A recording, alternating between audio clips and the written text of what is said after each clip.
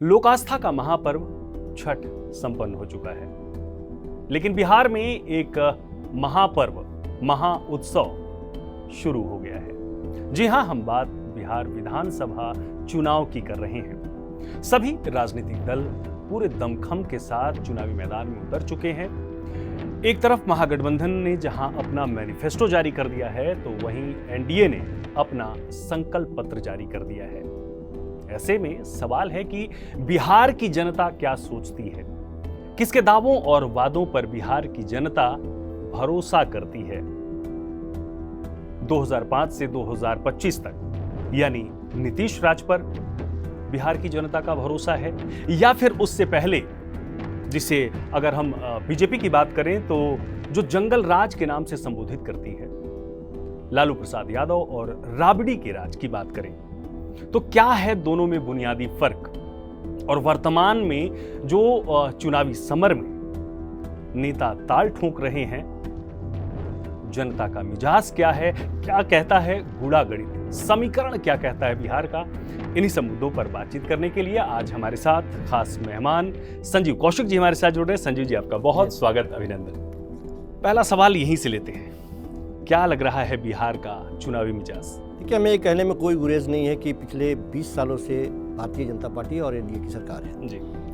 उससे पहले राजद की सरकार रही, राजद समर्थित दलों की सरकार रही। समय, काल और परिस्थितियों के हिसाब से राजनीतिक दलों का भी चेहरा, चाल और चरित्र बदला है। बिल्कुल। एक तरफ जहां हम राजद वाले काल को यदि हम जंगल राज की तुलना से नवाजते हैं और बोलते हैं, वहीं भारतीय जनता पार्टी भी 20 साल पहले जो भारतीय जनता पार्टी थी वो आज नहीं है जी।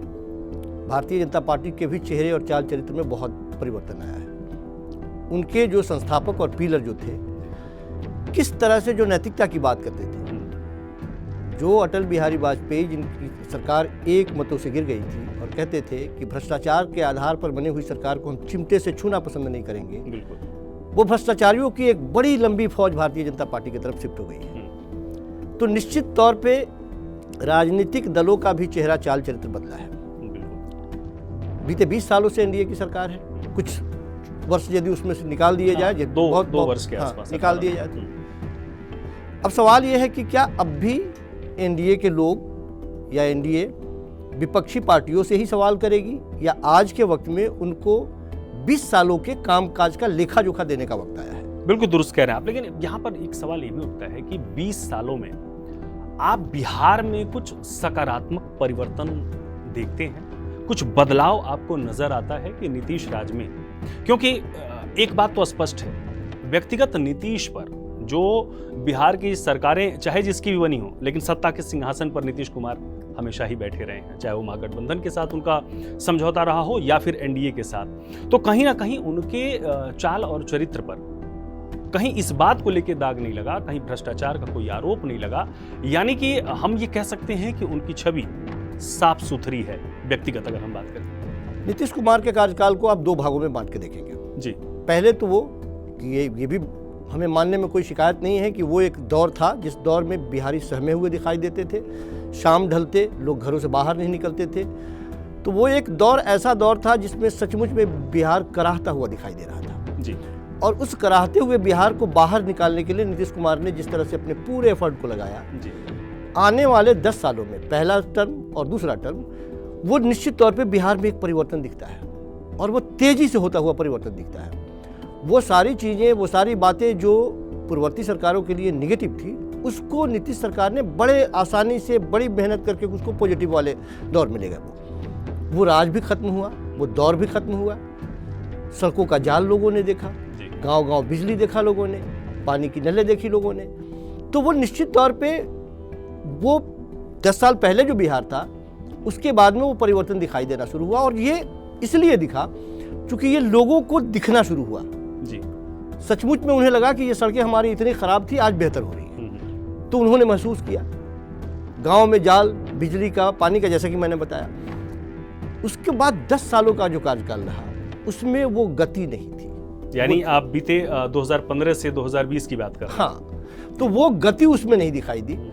और नीतीश समय के साथ साथ नीतीश थोड़े से जो उनके ऊपर आरोप लगने लगा कि वो डगमग हैं, व्यक्तिगत तौर पर नीतीश कुमार के ऊपर कोई भ्रष्टाचार का आरोप नहीं है, ये बिल्कुल 16 आने सच है जी।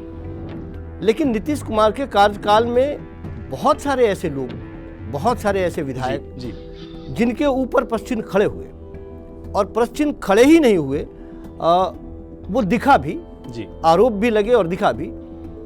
नीतीश बाबू के ऊपर कोई भ्रष्टाचार का आरोप नहीं लगा, लेकिन उस भ्रष्टाचारियों को एक तरह से बचाने, छुपाने या उस पर शह देने का ये एक अच्छा दिखा प्रयास। ये बीते 10 सालों में आपका कहना है कि ये परिवर्तन नजर आया, लेकिन कहा जाता है कि सत्ता तभी परिवर्तन मांगती है जब जन आक्रोश हो, जन आंदोलन हो। तो कहीं ना कहीं संजय जी, आपको ये नहीं लग रहा है कि बिहार में नीतीश कुमार को व्यक्तिगत लेके बहुत ज्यादा उठापटक लोगों के बीच में नहीं है, या लोगों की सोच ऐसी नहीं है कि नहीं नीतीश कुमार ने कुछ काम ऐसे किए जो पसंद नहीं आए उन लोगों को, इसलिए इस पार्टी को सत्ता से हटा देना चाहिए? सच बात यह है कि नीतीश कुमार के ऊपर कोई आरोप नहीं है, कोई आक्रोश नहीं है, लेकिन क्या इस बार भी नीतीश ही सर्वे सर्वा है? बिहार की जनता ये भी तो जानना चाह रही है जी कि क्या ये चुनाव नीतीश के चेहरे पे है? नीतीश ही अगली बार फिर पुनः मुख्यमंत्री बन रहे हैं? नीतीश के अपने भी समर्थक जो हैं, उनके अपने जो चाहने वाले हैं, जो वोटर हैं, उनके मन में भी इस बार संशय की स्थिति बनी हुई है। ये संदेह क्यों? नीतीश कुमार को मोहरा बना करके भारतीय जनता पार्टी जिस तरह से लगातार, आपने देखा होगा जी कि देश के गृह मंत्री का स्टेटमेंट कि इलेक्शन के बाद में देखेंगे, वो तय करेगी कि कौन मुख्यमंत्री बनेगा नहीं बनेगा। हालांकि हम खूब जानते हैं कि नीतीश कुमार को आज के वक्त में भारतीय जनता पार्टी के द्वारा इग्नोर किया जाना बिल्कुल असंभव है। वो खूब जानते हैं कि केवल राज्य में नहीं, केंद्र में भी उसका प्रभाव पड़ने वाला है। जी तो वो कभी उनको नाराज नहीं करना चाहेंगे, क्योंकि आप देखिए, प्रधानमंत्री नरेंद्र मोदी हों या फिर अमित शाह हों, उन्होंने साफ तौर पे कहा है, या चिराग पासवान की बात कर लें, जीतन राम मांझी की बात कर लें, सभी लोगों ने स्पष्ट तौर पे कहा है कि हम उनके नेतृत्व में चुनाव लड़ रहे हैं और कहीं ना कहीं अगली बार चेहरा वही रहेंगे, हमारे मुख्यमंत्री के पोस्ट पे वही रहेंगे। दो बातें हैं जी, ये उन राजनेताओं की बातें हैं जो उनके साथ साथ केंद्र में भी शामिल है और केंद्र में भी हिस्सेदार है। हाँ बिल्कुल। लेकिन भारतीय जनता पार्टी के उन वोटरों से जाके पूछिए कि सबसे बड़े पार्टी के मुखिया आप, फिर आप पीछे वाले सीट पर क्यों बैठेंगे? ये दर्द है। बिहार के भाजपा के जो समर्थक हैं या उनके जो वोटर हैं, उनके मन में ये दर्द है कि यदि सबसे बड़ी पार्टी हम, तो आखिर हम पीछे कब तक और क्यों? उनके मन में एक बात आती है कि नीतीश कुमार अपने रणनीति के तहत, ब्लैकमेलर सब तो उचित नहीं होगा जी, लेकिन राजनीति में इस तरह की हवा बनाई जाती है और उसी हवा या उसी प्रेशर की वजह से नीतीश कुमार मुख्यमंत्री हैं। अन्यथा यदि संख्याओं के हिसाब से बात की जाए तो सबको पता है कि जिसकी जितनी बड़ी संख्या होती है, आगे वाले फ्रंट सीट पे वही बैठता है। यानी कि आप ये कह रहे हैं कि बीजेपी के जो कार्यकर्ता हैं, बीजेपी के जो विधायक हैं, उनके मन में कहीं ना कहीं ये सवाल है कि अगर बड़ी पार्टी या ज़्यादा एमएलएज हमारे चुन के विधानसभा में पहुंचते हैं तो हमारा मुख्यमंत्री क्यों नहीं? निश्चित तौर पर होना ही चाहिए। ये कोई गैर वाजिब मांग भी नहीं है जी, चूंकि वो कार्यकर्ता जो सुबह से लेकर शाम तक लगातार भारतीय जनता पार्टी का झंडा उठाए, देश के मुख्यमंत्री, प्रधानमंत्री, उन तमाम लोगों के पीछे दौड़ने वाले लोग हैं, उनके मन में एक व्यथा तो है। वो समझते हैं जी कि नीतीश कुमार अपने संख्याओं के बल पे आगे नहीं बैठे हैं, वो अपने वो प्रबंधन की कुशलता की वजह से या बार्गेन करने की कुशलता की वजह से वो फ्रंट सीट पे बैठे हैं। या सामाजिक ताना बाना जो बिहार का है, बिहार से लेकर के केंद्र तक आप इसको सब समझें। इसीलिए मैंने कहा कि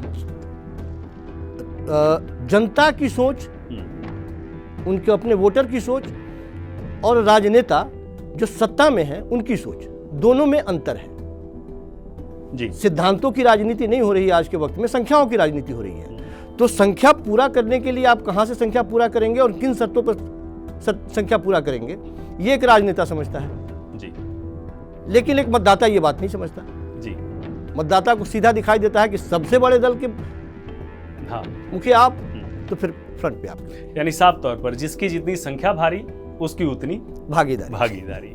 चलिए, महागठबंधन ने अपना घोषणा पत्र, मैनिफेस्टो जारी किया और लोगों में इस बात की चर्चा शुरू हो गई कि आखिर में घोषणा पत्र में जितने वादे, एक एक बिंदु पे भी अगर हम बात करें तो महागठबंधन कैसे उन वादों को पूरा कर पाएगा। खास करके जब हम बात करते हैं नौकरी की, हर घर सरकारी नौकरी, तो एक अनुमानतः 2,84,00,000 के आसपास बिहार में परिवार हैं। अगर हम उतनी नौकरी की बात करें तो 2 करोड़ 84 लाख नौकरी होती है। वहीं अब जैसा कि बीते दिनों बीजेपी ने अपना संकल्प पत्र, एनडीए ने सामूहिक रूप से एक संकल्प पत्र जारी किया। उस संकल्प पत्र में तमाम बातें, 1 करोड़ नौकरी प्लस रोजगार, इसकी भी चर्चा हुई। तो दोनों की अगर हम मैनिफेस्टो की अगर हम बात करते हैं तो किसको आप ज्यादा धरातल पर उतरते हुए नजदीक पाते हैं, करीब पाते हैं? क्या लगता है कि दोनों के जो दावे और वादे हैं वो जमीन पर कितना इम्प्लीमेंट हो सकता है, और किसकी बातों में आपको लगता है कि नहीं, यहाँ थोड़ी सार्थकता है और यहाँ थोड़ी मुश्किल हो सकती है? जो भी मैनिफेस्टो होता है, मुझे लगता है कि चाहे पक्ष का हो या विपक्ष का हो, बौद्धिक लोगों के बीच में ये चर्चा का विषय है। इससे मतदाताओं के ऊपर कोई फर्क नहीं पड़ता। कोई मतदाता मैनिफेस्टो देख करके यदि वो वोट करने जाता जी, तो इससे पहले 5 साल का वो मैनिफेस्टो निकाल ले इन लोगों का, जो सत्ता में है वो, जो विपक्ष में है वो, हाँ, उनका निकाल ले। उससे पहले जो थे उनका निकाल लीजिए आप। 2-3 कोर एजेंडा होता है उसमें जो लोगों को प्रभावित करता है। कहाँ से देंगे, कैसे देंगे, ये हम जैसे लोग इस पर चर्चा करेंगे। हाँ बिल्कुल। लेकिन एक मतदाता चर्चा नहीं करेगा। उसके जेहन में बस इतनी सी बात है कि ये आएगा तो ये करेगा। कैसे करेगा? एक बीमारी पिछले दशक से हिंदुस्तान में ये पनपी है, और दुर्भाग्य से हम नोएडा में भी बैठे हुए हैं, दिल्ली में बैठे हुए सरकार के द्वारा ये बीमारी फैलाई गई। अभी नहीं है वो। जिस जनता के लिए कल्याणकारी योजनाएं बननी चाहिए थी, उसको मजबूत करने के लिए उसे बहुत सारी सुविधाओं को उसके सामने मुफ्त में परोस करके उसे अपंग बना दिया गया। ये दिल्ली के आम आदमी पार्टी से ये शुरुआत हुई थी। जी, कहने में हमें कोई नहीं लाग लपट नहीं है। ठीक बात है। ये मुफ्त की राजनीति और आपको ज्यादा से ज्यादा हम देंगे, ये एक नई राजनीति, और लोगों को ये पसंद भी आया है। हाँ। लोग इस वायदे को ध्यान में रखते हुए लोगों ने वोट भी किए हैं, और ये एक ऐसा आजमाया हुआ फार्मूला है जो मैनिफेस्टो में इस तरह से आज आसानी से, बहुत आसानी से ये बातें डाल दी जा रही है। सभी सियासी दल डाल रहे हैं। सबसे महत्वपूर्ण ये है कि जो सत्ता में बैठे हुए लोग होते हैं उनके लिए लोगों को मैनिपुलेट करना आसान होता है। अच्छा। वो बड़ी आसानी से जो अभी वायदे कर रहे हैं, आने वाले दिनों में क्या हम पूरा करेंगे उसको छोड़ दीजिए, 10-10 हज़ार हर महिला के घर में पहुंचा दिए जी। तो ये सत्ता में हम बने हुए हैं तब पहुंचा दिए हमने। विपक्षी पार्टी तो नहीं पहुंचा पाएगा। लेकिन पंजाब इससे अछूता है, जो बात आप कह रहे हैं। हाँ, निश्चित तौर पे जनता जो है वो तौलती भी है, देखती भी है। लेकिन मेरा मानना यह है कि 20 सालों से जो सरकार वहाँ है, भारतीय जनता पार्टी की सरकार है, एनडीए की सरकार है, बिल्कुल एक सिरे से आप खारिज नहीं कर सकते हैं जी। बहुत सारे ऐसे मील के पत्थर, एक से एक उपलब्धियां आपको दिखाई देंगी। लेकिन जनता विकास के साथ साथ उससे आप कनेक्ट कैसे होते हैं? इलेक्शन के समय एक हवा बनती है, बिल्कुल। उससे पहले आपने कितना काम किया उससे कोई फर्क नहीं पड़ता। इलेक्शन के समय जो हवाबाजी में जिसने जितनी हवा बना दी जी। और मजे की बात कि जनता भी आज बहुत समझदार हो गई है। बिल्कुल। आप उसे नहीं आंक सकते कि वो किधर जा रही है। नहीं, बिल्कुल। वो मुस्कुराते हुए सब किसी के साथ उसी तरह से पेश आती है जैसे कि हम आपके ही हैं। लेकिन उसके दिमाग में कुछ चल रहा होता है।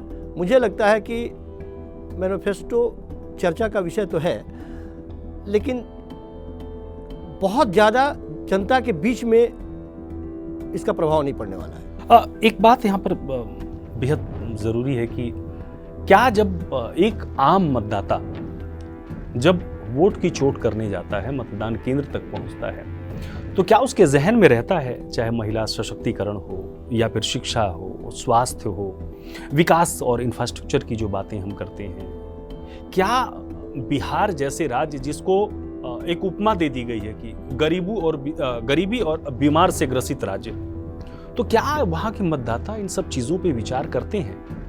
क्योंकि देखिए, मैं इन दोनों उपाधियां बिहार को दी जाती है, मैं कम से कम व्यक्तिगत तौर पर इससे सहमत नहीं हूँ, लेकिन बावजूद इसके जब मतदाता वोट देने जाता है तो क्या इन सब मुद्दों पर सोचता है या चेहरा दो देख लेता है उसी पर वोट कर? बिहार के चुनाव से आप जाति नहीं निकाल सकते, बिहार के चुनाव से आप धर्म नहीं निकाल सकते। बिहार के चुनाव में लोग इस लेवल पे जाके सोचते हैं कि फलाना ये हमारे क्षेत्र का प्रत्याशी है, विधायक के लिए खड़ा हुआ है, इसके मामा के बेटे ने 4 साल पहले हमको गाली दिया था, अच्छा, इसलिए इसको वोट नहीं करेंगे हम। ये पंडित जी हैं। हाँ। ये पंडित जी हैं। मेरे दादाजी जब थे तो हमको सुनाते थे कि इनके दरवाजे पर हम चप्पल पहन के नहीं जाते थे, जी। चप्पल बाहर खोल देना पड़ता, इसलिए इनको वोट नहीं इसलिए इनको वोट नहीं जी। देते। ये बिहार के मतदाता की सोच मैं बता रहा हूँ, जी जी। जो आपको दिल्ली में नहीं दिखाई देगा, दूसरे स्टेट में नहीं दिखाई देगा, हरियाणा में नहीं दिखाई देगा, लेकिन बिहार के मतदाता इस लेवल पर जाके सोचते हैं। अब उसमें से यदि आप ये सोचते हो कि वो सबसे ज़्यादा समाज सेवी, प्रबुद्ध नागरिक, वो एक लाइन में देखता है कि मेरा अपना कौन है और किससे मेरी जी। बनती है, उसके आधार पर वो वोट करता है। यानी सारे मुद्दे गौड़ हो जाते हैं, फिर यही ध्यान में रहता है। और उसी का नतीजा है कि जब आप सरोकारी मुद्दों पर ध्यान देकर के चुनाव में बटन नहीं दबाएंगे और अपने चाचा मामा ताऊ फुफेरे भाई या अपने जात को देख करके, अपने धर्म को देख करके यदि बटन दबाएंगे तो इसी तरह से पिसते रहेंगे। दो तीन बड़े इंपॉर्टेंट महत्वपूर्ण सवाल है, खास करके बिहार की राजनीति से अगर हम देखते हैं तो एक नई पार्टी का जन्म जिस प्रकार से एक दशक पहले दिल्ली में होता है, इसी प्रकार से ठीक बिहार में एक पार्टी का जन्म होता है, जन सुराज, स्वराज नहीं सुराज। और 3 साल तक प्रशांत किशोर गांव-गांव घूमते हैं, लोगों के बारे में एक अनुमान लगाते हैं और इस बार पार्टी बनाकर चुनावी मैदान में हैं। जिस प्रकार की बातें प्रशांत किशोर लगातार करते आ रहे हैं, उन सब बातों से क्या ताना बाना बन पाता है? क्या लगता है कि बिहार की राजनीति में वो कुछ अपनी गरिमामयी उपस्थिति दर्ज करवा पाएंगे? देखिए, दिल्ली के आंदोलन से ही शुरू करते हैं। दिल्ली में आंदोलन से निकली हुई एक पार्टी आम आदमी पार्टी जी। आम आदमी पार्टी और प्रशांत किशोर की पार्टी में जमीन आसमान का अंतर है। आम आदमी पार्टी एक कन्या आंदोलन को लेकर के, जन लोकपाल को लेकर के जिस तरह से वो बैठे और पहले कसम तक खाई गई कि कोई पार्टी नहीं बनाएंगे, राजनीतिक दल बनाना कोई उद्देश्य नहीं है, राजनीति करना उद्देश्य नहीं है, वो तमाम तरह की बातें और अंत में वो सारी चीज़ और वो सारी बातें क्या, जो जिन चीज़ों को वो चिमटे से नहीं छूना चाहते थे उस सबको गले लगाया हुआ। उससे अलग प्रशांत किशोर ने पिछले 3 सालों से पूरे बिहार में अपने जूते का जो नीचे का सोल है वो घिस दिया है उसने चलते। गरीबों से भी जाके मिलते हैं, अमीरों से भी मिलते हैं, घर में भी मतलब कि हर एक व्यक्ति से जाके कनेक्ट होना। बिल्कुल वो दौर हमें याद दिलाता है कि हम लोग बचपन में सुनते थे कि पुराने जो नेता होते थे वो गांव में जाते थे, तो पहले वाले जो नेता थे उनकी मानसिकता ये होती थी, पूछते थे कि झोपड़ी वाला घर किसका घर है, तो वो फलाने आदमी का घर है। वो जाते थे उस झोपड़ी में और एक रात बिताते थे और वो उनकी पब्लिसिटी वहाँ से शुरू होती थी कि इतना बड़ा नेता मेरे झोपड़ी में आया जी। और आज का राजनेता सबसे पहले बड़ा घर देखता है किसी भी गाँव में, उसके घर में ठहरता है, सारी सुख सुविधा को वो देखता है और उसके बाद में प्रशांत किशोर ने वैसे झुग्गी झोपड़ियों में या गाँव-गाँव जाकर के एक हवा बनाई है। बिल्कुल। और हवा नहीं बनाई है, उन्होंने जमीन पर जाकर के लोगों को परखा है, देखा है, समझा है, आखिर उनकी व्यथा क्या है। एक नज़रिए से बहुत सारे लोग शराबबंदी पर कई तरह की बातें चल रही है। ये सच बात ये भी है कि बिहार में शराबबंदी क्या वाकई शराबबंदी है जी। शराबबंदी सरकार के समानांतर शराब के कारोबारी एक अलग सत्ता चलाते हुए आपको दिखाई देंगे। मैं ठीक बात है, बिहार चंपारण का मैं रहने वाला हूँ। बस एक फ़ोन कॉल, पहले तो आपको दुकान पे जाना पड़ता था, बस एक फ़ोन कॉल आपको करने की ज़रूरत है, वो आपके घर तक पहुंच जाएगा, स्कूल बैग में पैक होकर के आपका सामान आपके दरवाजे पर पहुंच जाएगा। लेकिन एक बात यहाँ पर मैं जोड़ दूँ कि कहीं ना कहीं जो पहले खुलेआम शराब बिकती थी, जो रिपोर्ट्स आती हैं, मैं उसी के आधार पर बात कर रहा हूँ, महिला पर हिंसा जो हो रही थी उसकी मात्रा कहीं ना कहीं ज़्यादा थी। अब चोरी छुपे सही शराब तो बिक रही है, इसमें कहीं कोई संदेह नहीं है, जिसकी बात आप भी कर रहे हैं, तो कहीं ना कहीं वो जो महिला हिंसा है उसमें कहीं कुछ % क्या गिरावट नजर आ रही है? 100% हम आपकी बात से सहमत हैं। खुलेआम जब शराब बिकना शुरू हो जाए, चौक चौराहे पे, घर में बहुत इजीली उपलब्ध है, अब तो कम से कम अमीर पी रहे हैं, पैसे वाले पी रहे हैं। हाँ, उस समय तो सामान्य परिवार वाला 200 कमाता था, 100 रुपये का जाके पी जाता था और 100 रुपये का सामान भी नहीं लाता था घर में, उधर चखना पखना खा के आए और बाद में बीवी को मारे। कम से कम वो स्थिति नहीं है, उसे 200 रुपये में आज शराब ही नहीं मिलेगा।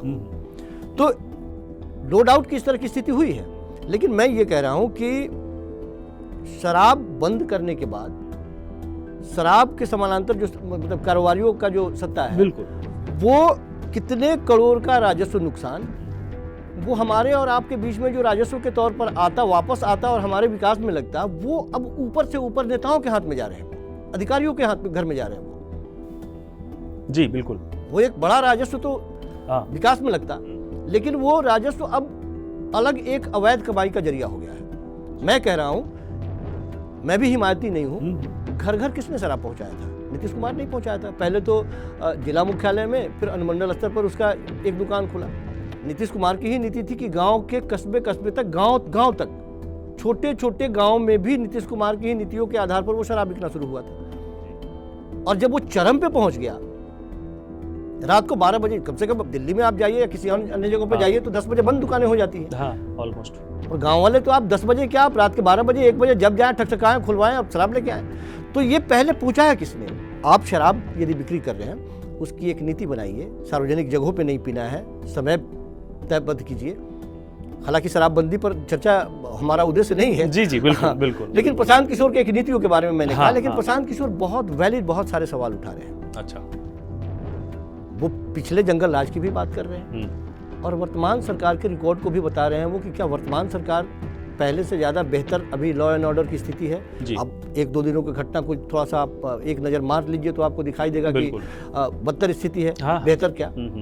लेकिन सवाल इसलिए प्रशांत किशोर की चर्चा इसलिए ज़रूरी थी, एक तो बिहार की राजनीति में वो एक अहम किरदार हैं, और दूसरा चर्चा इसलिए भी ज़रूरी था कि महागठबंधन कहीं ना कहीं ये आरोप लगाता आ रहा है कि प्रशांत किशोर को चुनाव में इस तरीके से बिहार में स्टैंड करने के पीछे कहीं ना कहीं बीजेपी की बड़ी भूमिका है। इसके 2 कारण हैं। पहली बात तो एक प्रोफेशनल तरीके से प्रशांत किशोर ने सारे पार्टियों के लिए काम किया है, तो एक काम करने का वो तरीका, मोदी जी के नज़दीक जाने का, नज़दीक काम करने का, या फिर नीतीश कुमार के नज़दीक रहने का, या उनके पार्टी में शामिल होने का। इससे इधर एक और चीज़ है जिस पर गौर करेंगे।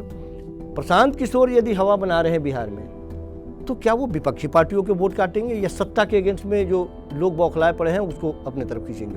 वो कहीं ना कहीं सत्ता को ही डैमेज करेंगे। वो राजनीति में शब्दों की मर्यादा, शब्दों की सूचिता को किस तरीके से देखते हैं? या जब एक सफ़ेद पोश, हम सफ़ेद वस्त्र जब धारण कर लेते हैं तो कुछ भी बोलने की आज़ादी हमें मिल जाती है।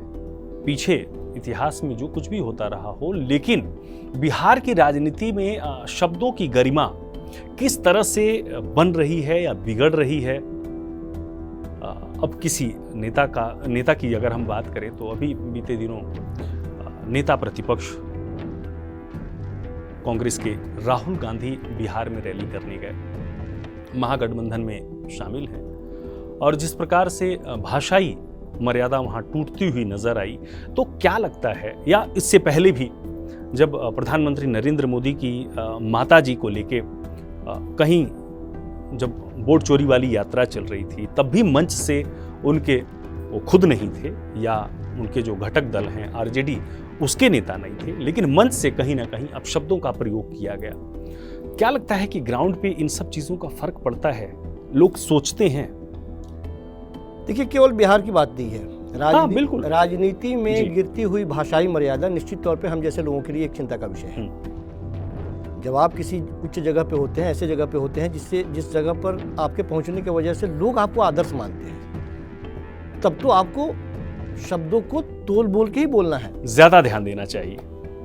लेकिन वर्तमान में जो पैटर्न चल रहा है, जब आप खुलना शुरू करेंगे तो वो खुलने की कोई सीमा रेखा नहीं है। ये बात बिल्कुल सही है कि चाहे बिहार का इलेक्शन हो या लोकसभा का हो या अन्य स्टेट का इलेक्शन हो, जिस तरह से खास करके बिहार और उत्तर प्रदेश में इस तरह की भाषा चिंता का विषय तो है, लेकिन इसके आधार पे फिर मैं कहूंगा कि वोटर वोट नहीं करेंगे। आप हवा बना सकते हैं जी। जो लोग नहीं समझ रहे हैं उनको ये बात, देखिए, भारतीय जनता पार्टी शब्दों से खेलना जानती है। आपको ये बात समझनी होगी कि भारतीय जनता पार्टी जैसी पार्टी आपके सामने है, तो आपके भाषा को आप उसके पिच पे जाके खेलना चाहेंगे, आपके शब्दों को पकड़ने की क्षमता। नरेंद्र मोदी के शब्दों को जब आप गौर से देखेंगे तो उनके शब्दों का अर्थ होता है वो लयबद्ध तरीके से, मतलब कि वो दूर की सोचते हैं, इस शब्द का असर कहाँ तक जाएगा वहाँ तक वो सोचते हैं। लेकिन गिरती हुई मर्यादा पर हम एक लाइन यही कहेंगे, घर के गार्जियन की भाषा यदि संतुलित हो, यदि उसके जेहन में सुचिता का सवाल हो, वो बोलने से पहले 10 बार सोचे। निश्चित तौर पे औलाद भी 10 यकीनन। बार सोचेगा। यकीनन। भारतीय राजनीति को भी हम इसी परिदृश्य में देखते हैं। सत्ता में बैठे हुए, चाहे वो केंद्र के लोग हों हाँ। या राज्य सरकार के लोग हों, मुखिया ही यदि इस तरह की भाषा का इस्तेमाल करता हो, कई जगहों पे देश के प्रधानमंत्री की भाषा की हम बात कर लें, तो जब उनसे हम ये उम्मीद नहीं कर सकते हैं, वो जिस तरह की भाषा का इस्तेमाल करते हैं, 50 करोड़ गर्लफ्रेंड, क्या क्या वो दोहराना मैं नहीं चाहता। हाँ, ठीक बात है। तो निश्चित तौर पे जो उसकी समकक्ष में नीचे जो है, वो देख रहा है कि सबसे बड़े ऊंचे ओहदे पे बैठा हुआ इस तरह की भाषा का इस्तेमाल कर रहा है, तो हम क्या करें। 2-3 और जो बेहद जरूरी सवाल हैं। तेजस्वी यादव ने एक मंच से कहा कि प्रधानमंत्री नरेंद्र मोदी और अमित शाह जी के ऊपर, गृह मंत्री के ऊपर, वो सीधे तौर पे उनका कहना था कि 2 गुजराती आके बिहार को नहीं चलाएंगे। अब 2 गुजराती साफ तौर पर पब्लिक समझ सकती है किसकी बात, किसकी चर्चा वो कर रहे थे। तो क्या लगता है कि इस प्रकार से उनका कहना और सीधे नॉक करना कि उनका इशारा किसकी तरफ था, ये बिहार में बीजेपी इसको अपने तरीके से भुनाएगी? अरविंद केजरीवाल जब दिल्ली में चुनाव लड़ रहे थे, तो वो किसी भी निचले या दूसरे पंक्ति या निचले वाले पंक्ति वाले नेता के ऊपर वो कटाक्ष नहीं करते थे और उनसे लड़ते हुए दिखाई भी नहीं देते थे। टॉप ग्रेड के जितने नेता थे, चाहे वो सत्ता पक्ष में हो या विपक्ष के टॉप ग्रेड, सबको वो निशाने पे लेते थे। उस समय केंद्र और राज्य दोनों जगहों पर कांग्रेस की सरकार थी। तो वो टॉप ग्रेड के लोगों को निशाने पर लेने का मतलब ये था कि हम उससे टकराते हैं। ठीक वैसे ही आज के वक्त में ये 2 गुजराती जिसके बारे में वो कह रहे हैं, वो तो 2 गुजराती ही पे रुक गए, नहीं तो 2 गुजराती और 2 व्यवसायी गुजराती भी जोड़ देते तो कोई आश्चर्य की बात नहीं होती। लेकिन वो अपने जनता को ये मैसेज देने में कामयाब रहे कि बिहार को कोई और बाहर से आके नहीं चला सकता। उनकी कोशिश यही है। लेकिन आप देखिए, यहाँ पर सवाल इस बात का है कि जब भी आप बीते कई चुनाव का ट्रैक रिकॉर्ड 2014 के बाद से, चाहे वो लोकसभा हो चाहे वो विधानसभा हो, अगर आप सब उठा के देखते हैं तो प्रधानमंत्री नरेंद्र मोदी पर सीधा अटैक, चाहे वो नेता प्रतिपक्ष राहुल गांधी करते हों या फिर अरविंद केजरीवाल खुद भी, चाहे वो हरियाणा का विधानसभा चुनाव हो चाहे लोकसभा चुनाव हो, कहीं ना कहीं अरविंद केजरीवाल सीधे प्रधानमंत्री पर अटैक करने से बचते हैं। लेकिन राहुल गांधी ने जब प्रधानमंत्री नरेंद्र मोदी के खिलाफ बयान दिया है तो उसका कांग्रेस को कहीं ना कहीं नुकसान हुआ है। आपको एक बात समझनी होगी और राहुल गांधी को भी ये बात समझनी होगी। नेहरू के बाद में यदि कोई सबसे पॉपुलर नेता हिंदुस्तान में हुआ है, वो नरेंद्र मोदी जी हुए हैं। आपको ये बात, जब तक ये बात नहीं समझ पाएंगे तब तक आप देश की राजनीति में या भारतीय जनता पार्टी की राजनीति से नहीं लड़ पाएंगे। आज के वक्त में नरेंद्र मोदी की स्वीकार्यता बहुसंख्यक वर्ग की आबादी में, अल्पसंख्यकों की तरफ से जो झंडे चलाए जाते हैं, उठाए जाते हैं, दौड़े जाते हैं, वो सब प्रायोजित है, उसको छोड़ दीजिए आप। लेकिन बहुसंख्यक वर्गों के अंदर जिस तरह से मोदी की स्वीकार्यता है, जिस तरह की अहमियत है, आप यदि मोदी पे अटैक करते हैं, मोदी को आज के वक्त में हिंदुत्व का प्रतीक मान लिया गया है जी, तो आप यदि उन पे अटैक करते हैं, एक बुजुर्ग व्यक्ति जो अपने आचरण में कहीं, किसी आचरण में पूरे 10 साल के इतिहास में आप देखेंगे तो आप कहीं कोई आलोचना नहीं कर सकते हैं उस व्यक्ति का जी। शुद्ध सात्विक, बहुसंख्यक के नब्ज को पहचानने वाला जी। अपनी भूमिका एक दादाजी के जैसे, छोटे बच्चे से पूछिए तो दादाजी की छवि देखता है, एक हिंदुत्ववादी अपने पिता की छवि देखता है, औरतों में सबसे बड़ी स्वीकार्यता। तो वो आपको नीतियों के आधार पर यदि लड़ना है तब तो आप लड़िए, लेकिन मोदी पर अटैक करके यदि आप लड़ना चाहेंगे तो फिर आप मात खा जाएंगे। चलते चलते एक दो जो बड़े इंपॉर्टेंट सवाल हैं। बिहार आपकी जन्मभूमि भी रही है और कर्मभूमि तो खैर पूरा हिंदुस्तान है, हम निरंतर चर्चा इस बात पे करते रहते हैं। लेकिन बड़ा सवाल यहाँ पर यह है कि अब चूंकि 6 तारीख को पहले फेज का चुनाव है, इसके बाद दूसरा फेज जो है वो 11 तारीख को है और 14 तारीख को रिजल्ट तो आ जाएगा, लेकिन जमीनी गणित किस ओर जाती हुई नजर आ रही है? बहुत मुश्किल है। ये पहला ऐसा चुनाव है बिहार का कि T20 मैच के बाद में हार जीत होने के बावजूद में भी आपकी दिलचस्पी बनी रहेगी जब तक सरकार न बन जाए, वोटों की गिनती ना पूरी हो जाए। वोटों की गिनती होने के बाद सरकार बनने तक आपकी दिलचस्पी उतनी ही बनी रहेगी। अच्छा, T20 के जैसे सरकार बनने तक कौन किधर कब कैसे, मतलब ये बड़ा दिलचस्प इस बार आप बिहार का चुनाव देखेंगे।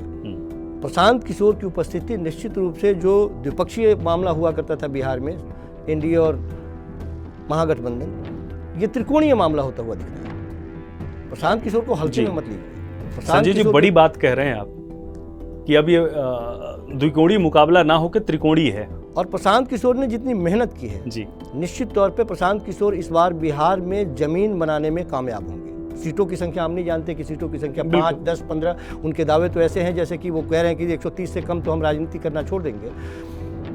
तो अक्सर राजनीति में इस तरह के दावे किए जाते हैं। जी जी ठीक है, 130 के दावे को यदि मजबूती के साथ वो पेश कर रहे हैं तो 130 ना सही 30 ही सही, तब भी उनकी बहुत बड़ी सफलता रहेगी और तब भी सरकार बनाने में उनकी भूमिका होगी। बिल्कुल 30 सीट कोई भी दल अगर बिहार में पा जाता है तो इसलिए मैंने कहा कि इलेक्शन के बाद, काउंटिंग होने के बाद सरकार बनने तक ये बड़ा दिलचस्प रहेगा। T20 के जैसे आपकी दिलचस्पी बनी रहेगी, बिहार पर नजरें बनाए रखिए आप।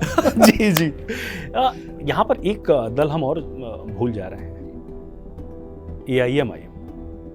उसकी क्या सीमांचल से इतर हटके भी उसकी कुछ भूमिका इस बार आप देख रहे हैं चुनाव में? देखिए, सच बात यह है कि पिछले 5 साल पहले के चुनाव में यदि आप देखेंगे तो सीमांचल पूर्वांचल का वो इलाका, अररिया, कटिहार, किशनगंज, जहाँ पे MIM की अच्छी जी वो अल्पसंख्यक आबादी वाला क्षेत्र, वहाँ कुछ गड़बड़ नहीं हुआ होता तो शायद उसी समय राजद की सरकार बन चुकी होती। तो कुछ सीटों पर जिस तरह से बहुत मिनिमम मार्जिन से सीटों का हेर फेर, वो तमाम तरह के, तो उसमें नहीं जाते हुए निश्चित तौर पर एक वर्ग है जिसे ऐसा लगता है कि भारतीय जनता पार्टी भी हमारा इस्तेमाल की अभी तक, राजद ने भी इस्तेमाल किया अभी तक, कांग्रेस ने भी हमारा इस्तेमाल किया अभी तक, और वो उस तरह से थोड़ा सा बहुत कट्टर सोच, आप इसे कहिए, दोनों खेमे की बातें, तो कट्टर सोच वाले लोगों को ओवैसी निश्चित तौर पे भुनाने का प्रयास करेंगे इस बार भी। लेकिन सबके बावजूद पिछले इलेक्शन में जो नतीजे निकले और उनके पार्टी के लोगों का जो व्यवहार रहा, निश्चित तौर पे इस बार लोगों की निगाहें इस पर भी है कि ऐसा तो नहीं कि हमारा मेहनत कहीं और चला जा रहा है या क्या होगा। तो थोड़ा सा शक की निगाहों से उनको वो देख रहे हैं कि सचमुच में ये, जैसा मैंने कहा कि प्लांटेड वाली बात, A टीम B टीम वाली बात, तो वो देख रहे हैं। लेकिन मुझे नहीं लगता कि बिहार में बहुत ज़्यादा, पिछली बार 4 या 5 सीटें थी, 5 सीटों के आसपास, 5 सीटों के आसपास थी उनकी। इस बार भी उसके आसपास रहेंगे या इस बार प्रशांत किशोर के आने की वजह से वो हासिल पे रहेंगे। आसान नहीं है, क्योंकि प्रशांत किशोर ने सीटों के बंटवारे के मामले में जी बड़े शानदार तरीके से समीकरण को गौर से देखा है, प्रबंधन शानदार रहा है। वो गणना, मैंने कहा कि बिहार की राजनीति से जाति धर्म आप नहीं निकालते, वो सारी चीज़ों को देख करके प्रशांत किशोर ने बिल्कुल प्रोफेशनल तरीके से, उसने अभी राजनीति करनी शुरू ही नहीं की, वो एक व्यावसायिक तरीके से उस आदमी ने, पहली ऐसी पार्टी मैंने देखा जी। मैं खुलेआम ये बात कह रहा हूँ कि जिस पार्टी में 20,000 से लेकर के 1,20,000 रुपये तक सैलरी पाने वाले लोग हैं किसी राजनीतिक दल में, बिल्कुल किसी पार्टी में नहीं। ये तो कॉर्पोरेट घराने की बात है। और जो बात आप कह रहे हैं, मैं उसी बात को आगे बढ़ाता हूँ कि प्रशांत किशोर ने एक बड़ी बात अपनी किसी संबोधन में कही थी कि बिहार की इकलौती सबसे बड़ी पार्टी है जिसमें 1 करोड़ से ज्यादा अस्थायी मेंबर्स हैं। अब देखिए, ये तो जो IT सेल के लोग होते हैं उन लोगों को जानकारी होगी। अभी 4-5 रोज पहले मेरे पास एक कॉल आई, मैंने उठाया, हेलो नमस्कार, मैं प्रशांत किशोर जनसुराज से बोल रहा हूँ। अपने नीतियों के बारे में हम दिलचस्पी की वजह से थोड़ा सा सुनना शुरू किए, सुने और लगभग 1 मिनट तक सुने, उसके बाद में फ़ोन करके रख दिया। 5 मिनट के बाद में मेरे मोबाइल पर मैसेज आया कि बहुत बहुत धन्यवाद, आपने जनसुराज का जो सदस्यता आपने हासिल किया उसके लिए आभार। कर लीजिए बात कर लीजिए बात जी जी जी, हमने सुन लिया, उसके लिए आभार, और हम मेंबर बन गए उसके।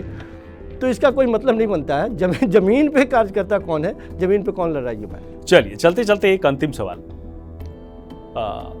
वोटों की गिनती तो हम नहीं बताएंगे या फिर सीटों की संख्या नहीं, परसेंटेज के लिहाज से अगर हम बात करें तो किसको आप एज मानते हैं बिहार चुनाव में? इस बार किस गठबंधन को आप एज देख रहे हैं? देखिए, भारतीय जनता पार्टी को कमजोर आंकना किसी भी दल के लिए मुझे लगता है कि आत्मघाती होगा। भारतीय जनता पार्टी की चुनावी प्रबंधन जी। भारतीय जनता पार्टी के बारे में मैं अक्सर कहता हूं कि चाहे वो पंचायत चुनाव हो, पार्षद का चुनाव हो, विधानसभा का चुनाव हो, लोकसभा का चुनाव हो, किसी भी चुनाव को वो हल्के छोटे या बड़े चुनाव के तौर पर नहीं देखती है। पूरी शिद्दत से, पूरी ताकत लगा के वो चुनाव लड़ती है, और उसी का नतीजा अभी तक जिस तरह से भारतीय जनता पार्टी का परचम जहाँ जहाँ अश्वमेध यज्ञ का घोड़ा जो जिसे हम कह रहे हैं, पता नहीं बिहार में थमने वाला है नहीं थमने वाला है, लेकिन मुझे लगता है कि अभी भी प्रतिशत के हिसाब से देखा जाए तो एनडीए अभी भी मजबूत एनडीए अभी भी मजबूत है? आपको लगता है कि जो संगठन की जो ताकत बीजेपी की है, उस सोच से अन्य दलों को भी संगठन को उसी प्रकार से मजबूत और जमीन पर उतरकर काम करना चाहिए? संगठन के मामले मैंने कहा कि आज से 5-7 साल पहले तक आप बिहार में जाइए तो कांग्रेस का सेवा दल कोई आदमी झंडा उठाने को तैयार नहीं। जी। भारतीय जनता पार्टी जिस तरह से कनेक्ट करती है और संघ के लोगों का साथ जिस तरह से, दिल्ली के इलेक्शन में आपने देखा कि किस तरह से लोग उनके साथ खड़े थे और संघ के लोग कैसे, कितनी मीटिंगें हुई, लगातार घर में लगातार चल रहा था। तो भारतीय जनता पार्टी बड़ी शिद्दत से चुनाव लड़ती है और पूरी ताकत, अभी भी लोगों को सबक लेने की जरूरत है, सीखने की जरूरत है भारतीय जनता पार्टी से। ये मैं डंके की चोट पे कह रहा हूँ कि यदि आप नहीं सीखेंगे तो फिर आप उनको मात नहीं देंगे। उनके नीतियों पर आपकी निगाहें पैनी होनी चाहिए। चलिए, बहुत बहुत धन्यवाद संजीव जी, आप इस खास पॉडकास्ट में आए और ये चर्चा बेहद ज़रूरी था कि एक सार्थक संवाद, मतलब बिना चीख चिल्लाहट के ये जानना बेहद ज़रूरी था कि वास्तव में ज़मीन पर क्या हो रहा है, क्या चीज़ें नज़र आ रही हैं और क्या होना चाहिए। दरअसल चाहे वो बात शब्दों की मर्यादा की हो या फिर किसी भी मुद्दे पर महिला सशक्तिकरण की बात तो सभी राजनीतिक दल करते हैं, लेकिन वो जो योजनाएं हैं वो जमीन पर किस स्तर पर उतर पाई हैं, विकास की गति क्या थी, क्या है और क्या रहने वाली है और क्या हो सकता है, इन सभी मुद्दों पर बिहार चुनाव पर हमने संजीव जी से चर्चा की। और ये पॉडकास्ट आपको कैसा लगा ये आप हमें ज़रूर बताएं और फिर अगली बार किसी एक और मेहमान के साथ फिर हम चर्चा करेंगे, फिर मुद्दे अलग रहेंगे और उन मुद्दों से क्या कुछ निष्कर्ष निकलकर सामने आता है ये देखने वाली बात होगी। फिलहाल मुझे दीजिए इजाज़त, नमस्कार।